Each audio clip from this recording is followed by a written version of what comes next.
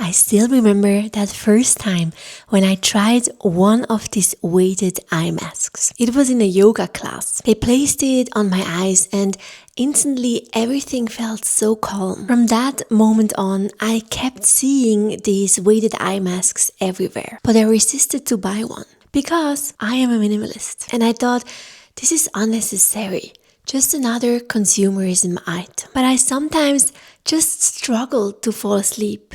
So I finally tried one. And honestly, this weighted eye mask from Notpod, it changed my life. I use it to fall asleep, but also to just rest during the day. Meditation feels easier with it. Deep relaxation comes faster. And this is the first of the surprising things that I own as a minimalist. I went through my full inventory in Stylebook and I asked myself which items truly support my life, which ones I use constantly, love deeply, and I would instantly replace. And interestingly, many of them were things that I resisted buying at first. The second, probably a bit surprising items that I own is this Prada winter boots. Now winter boots, they take up a lot of space and you only need them for one season. So I like to own only one pair. I saw those beauties last winter and at first I was like,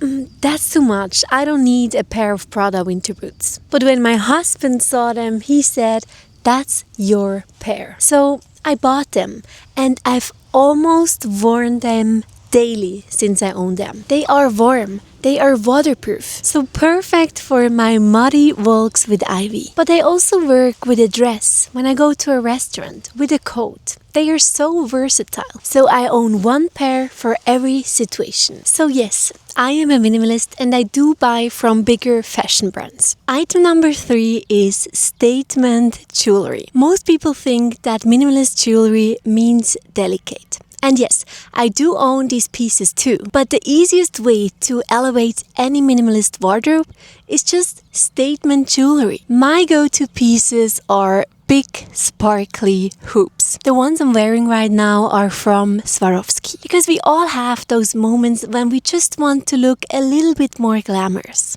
Without spending hours to get ready, of course. And without buying something new. But with a minimalist wardrobe, the options are just limited. So the pieces that you add to any look, they matter. Now, I don't love big necklaces or bracelets because they have to fit the outfit perfectly and they can also distract. But bold hoops, they always work for me. They frame the face and they catch the light. They instantly level up any look. And that's why this might be surprising. But as a minimalist, I don't avoid statement pieces. I just choose the one that make the biggest impact. This one might be unusual. She is not an item, she is my dog, Ivy. When we thought about getting a dog, I asked myself some serious questions. Do I want the responsibility, the environmental impact, and all the things that come with it? For us, the answer was yes, because she's obviously one of the best things that has ever happened to us. She brings us joy every single day. In addition,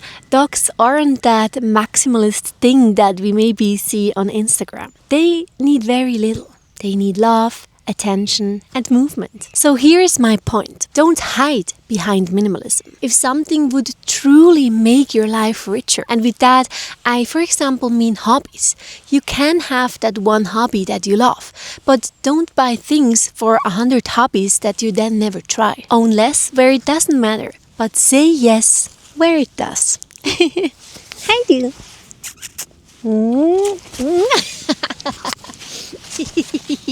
Yeah.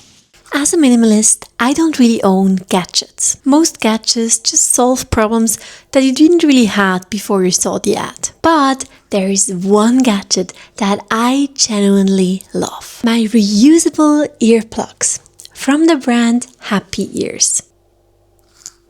Now, I tend to get overstimulated quite quickly. Those earplugs are transparent, so almost invisible. That means I can not only use them for sleep or deep work, but I can also use them for busy dinners, during loud holidays, when it's the 7th Christmas gathering and I just need some distance. I can still have conversations with them. I can still hear everything. But the volume of the world just turns down a little bit. I feel calmer. I feel more like myself. And the best part, no one ever notices. This might be the most underrated piece in any minimalist wardrobe. Tops with a built-in bra. So many clothes nowadays are designed in a way that you need to wear something underneath. But I prefer tops that are constructed with a support built in. I love it because you need no extra pieces,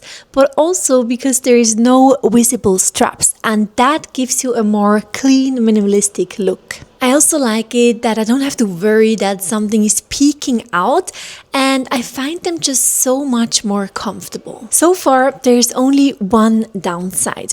I haven't found a brand that makes completely sustainable tops with this built-in support. The one I'm wearing right now is from OGL Move. I've had some from Oysho in the past, but if any one of you knows a truly sustainable brand that has a variety of these built-in bra tops, please let us all know in the comment. I would love to learn it and to test it. When we think of a minimalist bedroom, we often picture a mattress on the floor. Clean, simple, and almost empty.